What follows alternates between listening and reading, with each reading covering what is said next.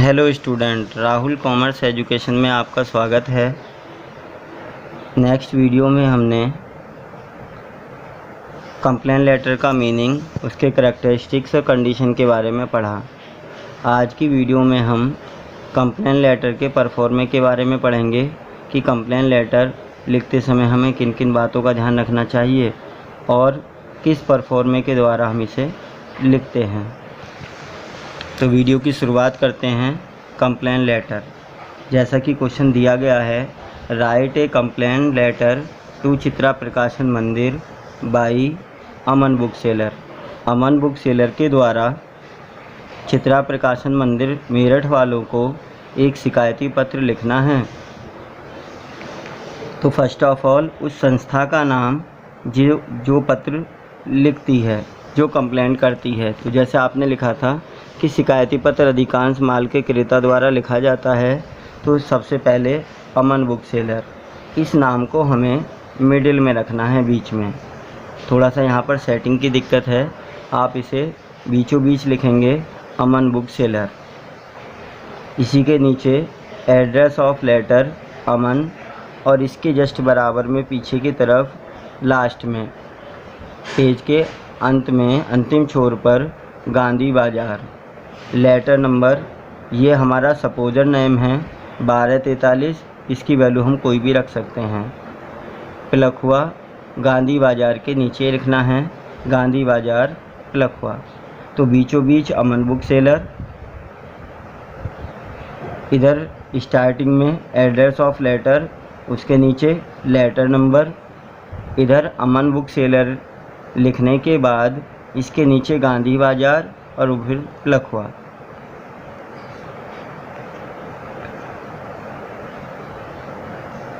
Mobile number, ये सपोज़र है, इसके लिए हम कोई भी मोबाइल नंबर का यूज़ कर सकते हैं। टू चित्रा प्रकाशन मंदिर मेरठ, किसको लिखा जा रहा है शिकायती पत्र? चित्रा प्रकाशन मंदिर मेरठ वालों को। सब्जेक्ट क्या है? To complain about the goods, माल की शिकायत के संबंध में। तो हमें यहाँ सब्जेक्ट देना होता है, किस संबंध में हम शिकायत कर रहे हैं। तो माल के संबंध में शिकायत की जा रही है। स्टार्टिंग करते हैं। Sir, I am satisfied with the mode of transport by which you send my goods. I am satisfied, मैं संतुष्ट हूँ। With the mode of transport, आपके यातायात के ढंग से या तरीके से। By which you send my goods, जिसके द्वारा आपने मेरा माल भेजा। Trade discount amount of goods were according the invoice goods. Trade discount, व्यापारिक छूट, अमाउंट ऑफ गुड्स, माल का मूल्य, वर अकॉर्डिंग टू द इनवॉइस, बीजक के अनुसार थे। Goods were receive in time, माल समय से प्राप्त हुआ। किसी भी शिकायत को करने से पहले हमें उसके सकारात्मक पक्षों को भी रखना होता है कि उस कंपनी द्वारा कौन से कदम सही उठाए गए हैं, कौन कौन से कार्य सही किए गए हैं। फर्स्ट ऑफ ऑल हम उनकी प्रशंसा करते हैं और उसके बाद जिस टॉपिक पर, जिस पॉइंट पर हमें कंप्लेन करनी है, फिर हम उसके बारे में डिस्कस करते हैं। तो यहाँ तक हमने उनके क्रियाकलापों की प्रशंसा की है, उनकी एक्टिविटी को एडमायर किया है। But the packing of the goods, यहाँ से हमारी कंप्लेन स्टार्ट होती है।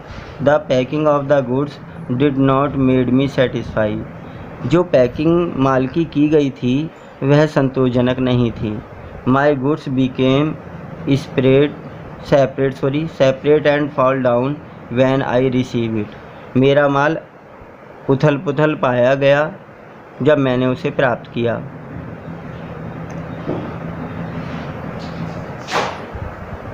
आई होप, मैं आशा करता हूँ, that you will not repeat this condition in future, कि आप भविष्य में इसकी पुनरावृत्ति नहीं करेंगे, इसे रिपीट नहीं करेंगे।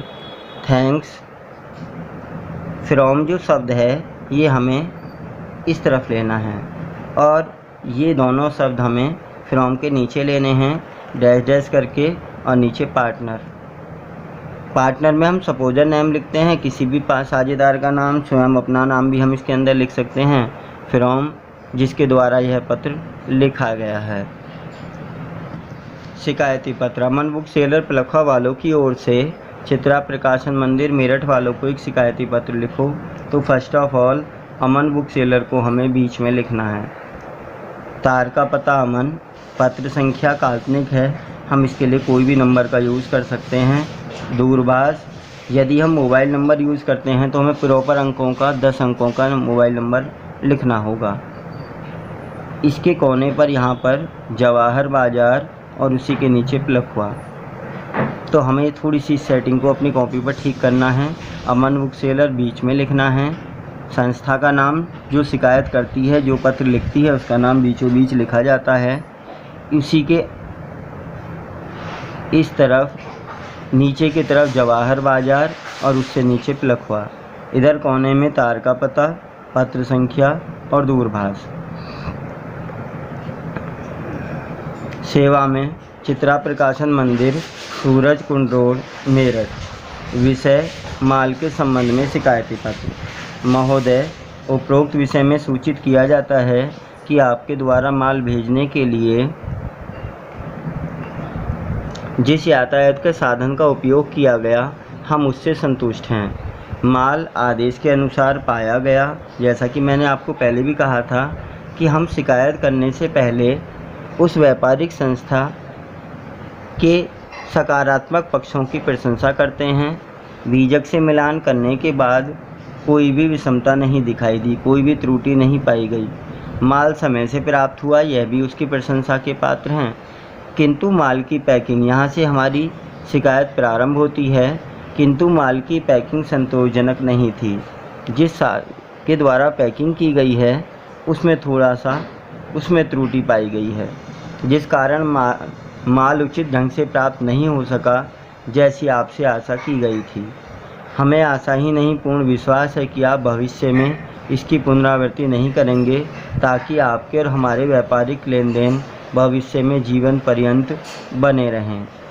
तो जैसा कि मैंने आपसे कहा था कि किसी भी शिकायत पक्ष को लेने से पहले, नकारात्मक पक्ष को लेने से पहले हमें अपने पत्र में सकारात्मक पक्षों की प्रशंसा करनी होती है और उसके बाद हम उस नकारात्मक पक्ष पर व्यापारिक संस्था का ध्यान इंडिकेट करते हैं जहां पर हमें शिकायत है, और यह आशा करते हैं कि भविष्य में ऐसी क्रियाओं की पुनरावृत्ति दोबारा से नहीं दोहराई जाएंगी।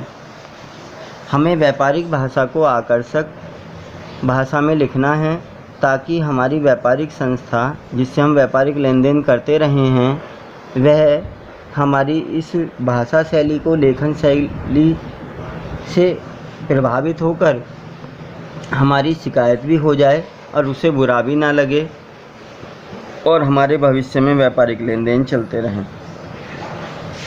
इधर धन्यवाद, ये भवदीय हमें इधर कोने में लिखना है, इसी के नीचे डैश डैश, और ये साझेदार भी हमारा कोने पे आना है। तो इस प्रकार हमने एक परफॉर्मे के बारे में पढ़ा।